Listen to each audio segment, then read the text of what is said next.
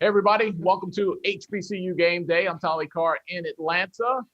We have a we have an interview now that I have dubbed the exit interview, and I'm happy and I'm a little sad.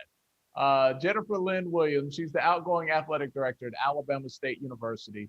She has an awesome new job working with Team USA. She's going to tell us about some of her job duties coming up soon.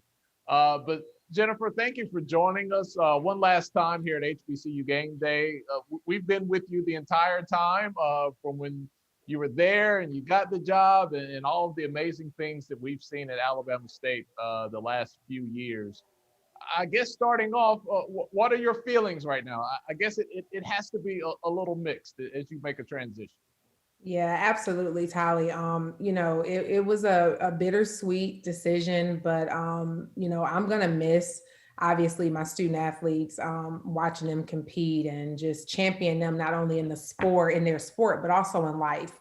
And then my staff, we have a phenomenal staff here at Alabama State. I'm gonna miss working with them on a day to day, and then just the leadership of President Ross. It is a great time to be a Hornet, but when USA basketball calls, you got to pick up the phone. So it was an opportunity to step outside of college athletics, but still have that connection, with some of the different teams that USAB sponsors. But it was just a phenomenal opportunity. It takes me back to my initial roots. My background is in fundraising. And so this will be an opportunity to work and to manage the USA Basketball Foundation. And, so raising money for their foundation, but also touching on three of the different prongs that are near and dear to what the foundation was built on. And that's championing of women, youth development, and then also social justice. So three different topics that are just near and dear to my heart, that it's easy to go out and talk about philanthropic needs for each of those while still raising money for USA basketball. So just, it was like the job was like written for me. I mean, I'm a former basketball player and I'm very familiar with USA basketball. And so just an awesome opportunity. When you look at the the demands of the job, the first thing I thought, you have two young children, I have three young children. The first thing I Mhm. thought is, man, she's going to get to spend more time with her family because now you don't have to travel to every single championship event. And while that's fun, those miles and that time starts to add up. Am I right? Is it going to be a little more family time for you now? It's hard to say because the position was fairly new. It was created, and the foundation was created in 2019, right before COVID, and then everything kind of stopped. So I can pretty much, I have, that was another thing that was attractive, to really go in and make the foundation mine. Is really be able to create it from the ground up. So I think travel is going to be dictated obviously on how much I need to be out there. Again, I don't foresee it being as frequent as being an athletic director, because we really, here at Alabama State, made it, a priority to be at every home game and then every championship. So maybe a little less time on the road. So we'll see. That was me wish as a parent. That was me wishful thinking your way. Putting it, yeah, sending it those vibes into the atmosphere for me. Uh, this is a great job that you're leaving. We don't have any idea who's going to take your place, but one of the things that people always talk about are the resources that Alabama State has and what you guys have been able to do and really capitalize. Look, I know all eyes are on football, but if you just take away that for a second, you guys have been right there, either winning or right on the verge of the Commissioner's Cup, and all of the sports for the most part have been in the championship picture the entire time. Yeah, I absolutely. I like you nailed it, Tolly. I think when people think about the swag, the first thing they think about is football. And while we are on the verge, we're going to get there in football. Our other sports have continued to dominate day in and day out. We end up coming in second this year in the Commissioner Cup standing, but we only had we didn't have as many teams compete. Our volleyball team opted out this year, and we were, obviously we supported them with that. So for us to still come in second, I think we lost by 4 points and not have as many teams compete. That says a lot about our program and our commitment to building champions in sport and in life. And so it is, when you look at facilities here, we have the top facilities in our conference. And we have coaches who are committed to excellence, and we have student athletes who are, also committed to excellence, not just in their sport, but also in the classroom. So it is, a good job. I tell people, my goal was always, when I go anywhere, is to leave it better than what I found. And it's definitely in a much better space, and it's going to continue to grow. I have no idea who's next. Hip Hop Harry, you can cue that, but I just know that it's a great opportunity to work with some really amazing administrators, as well as coaches and student athletes. Whenever a president leaves and the new president comes in, they always leave a letter in the desk. If someone inherits your desk, even though it's not required for you to leave a letter, if you were to leave a letter, what would it say to the next person coming in? Man, don't drop the baton. Let's keep this thing going. We talk about leading from a place of love, and I think that's definitely something that I've worked to implement and show at Alabama State, and I hope who's ever next comes in with that thought process, and then also being a servant leader. But yeah, don't drop the baton. We got to keep this thing rolling and continue to build. You always want to get better. I don't want the bar to stop here. Let's continue to elevate that bar. It's an exciting time to be in HBCU athletics, and that's easy to say. Like, of course, HBCU Gameday is going to say it's an exciting time. But if you look at the facts of our country, the last year and a half, and the attention and the focus that has kind of come back home in many respects to HBCUs, especially right there in the SWAC.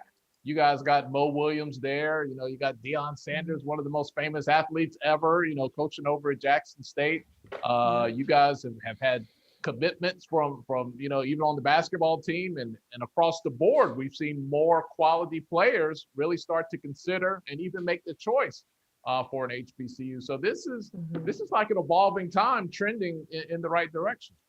Yeah, I think, when we went into the pandemic, and then you witnessed, with George Floyd and Breonna Taylor, I think a lot of folks really, especially student athletes, they started to really, those that were at Power Fives or PWIs, really start to look at, hey, am I in a safe space?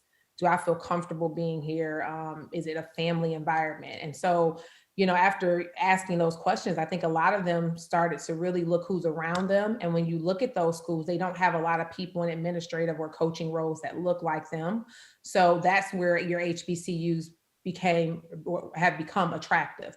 It's on us to be prepared to receive these 4, 5, star recruits. Because there's a lot that goes with that. And so the time is now. I think our HBCUs are prepared. We have shown that we can compete, especially in certain sports, with the best of them. And I think we just have to be and continue to be ready to capitalize on this movement. I say it's not a moment, it's a movement, but you have to have the right people in place leading these departments and at these universities to be able to receive these students, because athletics is the front porch. And I think once HBCUs realize that athletics is the front porch, and when your athletic teams and department does well, it is automatically gets you looking at your enrollment, recruitment. That's that brand out there. And so it goes hand in hand. More HBCUs are starting to understand that. And I think that's why you're seeing a lot of them kind of rise to the top in that FCS level. It's interesting that you bring that up. You have extensive HBCU experience as you were coming up through the ranks in administration. I know you can appreciate what North Carolina A&T has done at the NCAA track championships, and now they've got kids in the Olympic qualifiers, which starts today as you and I sit here and talk. What do you think is the impact of that, where you can see a team that is not a Power 5, traditional powerhouse come in and do the things that they were able to do. I mean, it's amazing. I watched the race with Cam, and the commentators didn't even acknowledge her presence, but she ended up quieting them up, once she won. But I think it's about having the proper people in place again. Coach Ross and I, we started at A&T at the same time, and to see what he's done from when he started as the coach to where that program is now is phenomenal. Track and field is one of those sports that our athletes at HBCUs can compete on that national level. And A&T, this isn't the first year that they've placed nationally. They've shown that, they can run with the best of them. And so I'm just excited, it puts the brand out there. I think all HBCUs were cheering for A&T during the track and field championships. And it was just nice to see the love on social media being shown to that program, those student athletes and the coaches, because it represented for all of us. As you move on to Team USA and the work that you're going to be doing there with fundraising and outreach, what are some of the key kind of things that you picked up from your HBCU experience? You did your undergrad and played hoops at UNC Chapel Hill. What are some of those experiences you think that have solidified your skill set and you'll be able to use moving forward? That's a really good question. I tell people all the time that if you can raise money at an HBCU, you can raise money anywhere. It's really about educating people on the why, having a proper format and platform in place, and then people just buying in and trusting you. Trust is the biggest key at HBCUs and developing those relationships. I think a lot of our HBCU alums can sense when it's not genuine. And so really building those genuine relationships. And that's what I'm going to take to USA basketball. And then having, people who are passionate about the sport and the institution. So taking those skill sets, and being here in HBCUs at different HBCUs have really prepared me to be able to go ahead and has solidified me as someone who can really raise money. That's been my background. I've had success not only at North Carolina A&T and at Alabama State, but also did some good things at DePaul from a community engagement standpoint and just connecting with former alumni there. So it's a process, it doesn't happen overnight, but I've learned so much from being at Alabama State and North Carolina A&T that I'm just excited to get to USA basketball and really, set their foundation up for success.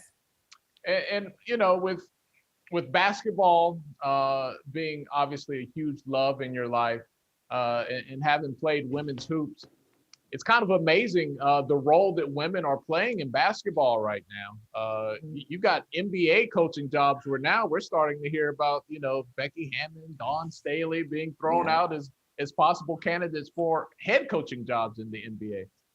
How excited are you about, being directly connected with basketball through the foundation and just the role and the increased role and impact that we're seeing women finally being put in the forefront? I mean, Tali, it's long overdue. I've always said if you can coach, you can coach, regardless of whether it's men or women. And to see Dawn Staley, Becky Hammon's name mentioned for these NBA jobs, it's deserving. But you have, that was one of the things that was attractive to me about USA basketball, knowing that one of their focuses was empowering and championing of women. That's big, preparing those Olympians, for next step on the executive level. You see Swin Cash, who is a foundation board member. She's in the front office with the Pelicans. You're going to start seeing women breaking more barriers. You're looking at it on the collegiate landscape, and now you're looking at it on the professional landscape. And so it's just an honor to be able to work and to interact with these phenomenal women. Hey, Swin's going to have her hands full. Zion's down there rumbling. Exactly. Yeah. So we want to see some good vibes on Swin's way. Make sure you take care of Zion down there. I guess we'll end where we started. I'm so happy for you, and full transparency, I'm not just saying this. We're really going to miss you. We had such a great relationship. And it was always easy to cover and do business with Alabama State, good, bad, or ugly.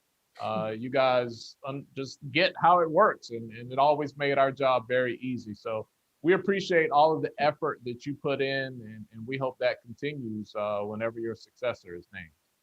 Thank you so much, Tolly. And you all don't be a stranger. I said, HBCUs are near and dear to my heart. I attended one, and I tell people, it's not goodbye. It's see you later, because our passes will I'm pretty sure it's going to intersect somewhere. But just thank you for everything that you all do at HBCU Gameday, for covering HBCUs. You all have been in it before it became the cool thing to do. So thank you all for what you do for our institutions and for our student athletes.